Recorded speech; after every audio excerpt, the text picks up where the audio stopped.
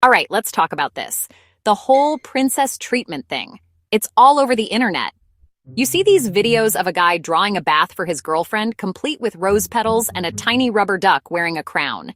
And you think, wow, he's treating her like a princess. But then you look over at your own guy, who just successfully put his socks inside the laundry hamper instead of next to it, and you think, well, he's treating me like someone who doesn't have to pick up his socks. And you know what? You're both right. It's complicated. There's a fine line, a very, very fine line. The day begins. You reach for your phone, squinting at the screen like a mole emerging into daylight. And there it is, a text. If he sends you a simple, good morning, that's the bare minimum. Example, good morning, don't forget it's trash day. It's like he's clocking in for his relationship shift. He has confirmed he's alive, the digital equivalent of a grunt and a nod. Princess treatment, a whole different level. Not just good morning, beautiful. I was just thinking about that funny thing you said last night, and it made me smile. It has specifics, it has affection. The ultimate level, not a text, a meme. A highly specific inside joke meme only you two get. A digital love letter. A cat wearing a tiny hat. Date night. The sacred ritual. The time you set aside to reconnect, to talk, to remember why you like each other in the first place. But who plans it? Let's be clear. Asking your partner what they want to do for date night is not planning a date. That's outsourcing the labor. The bare minimum date plan often sounds like this. Want to just order a pizza? Watch something on Netflix? And look, there is nothing wrong with pizza and Netflix. It's a classic for a reason. It's comfortable. It's easy. But when it's the only plan every single time, it's not really a date. Now let's talk about princess treatment date planning. This is when he says, hey, on Friday, be ready at 7.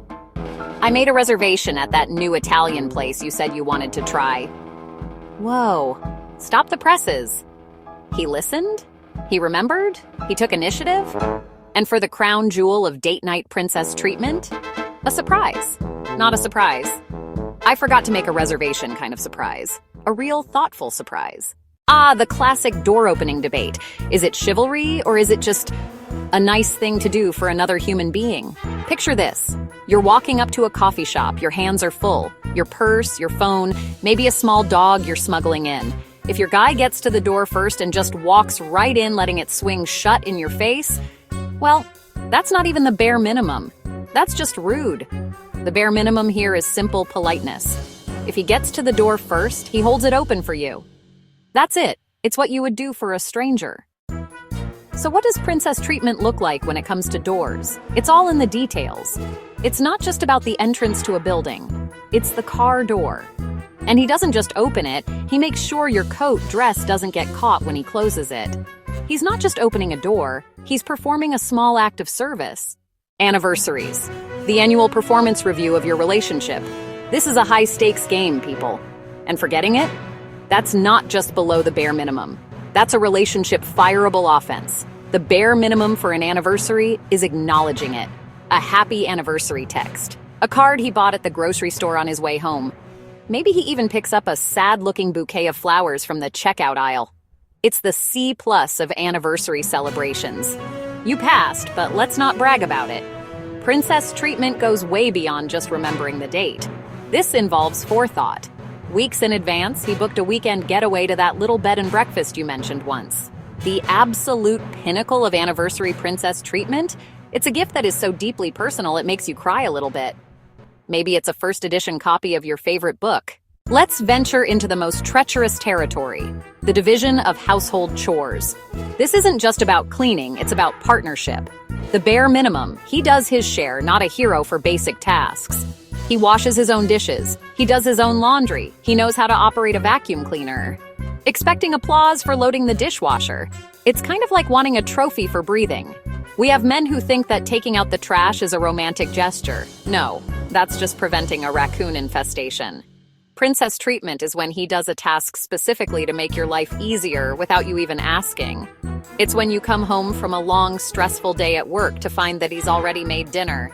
The ultimate princess treatment is when he takes on the one chore you absolutely despise. That's not just a partner, that's a goddamn superhero in an apron.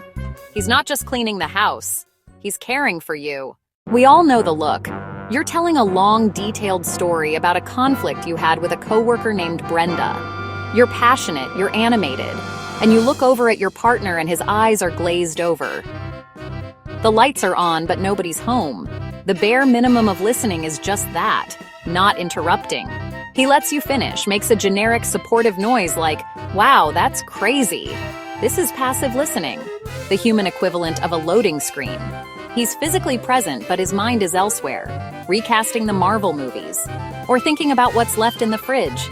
Princess treatment listening is something else entirely. It's active. It's engaged. He puts his phone down. He makes eye contact. He asks follow-up questions. "So what did Brenda say after you told her that? Are you okay?"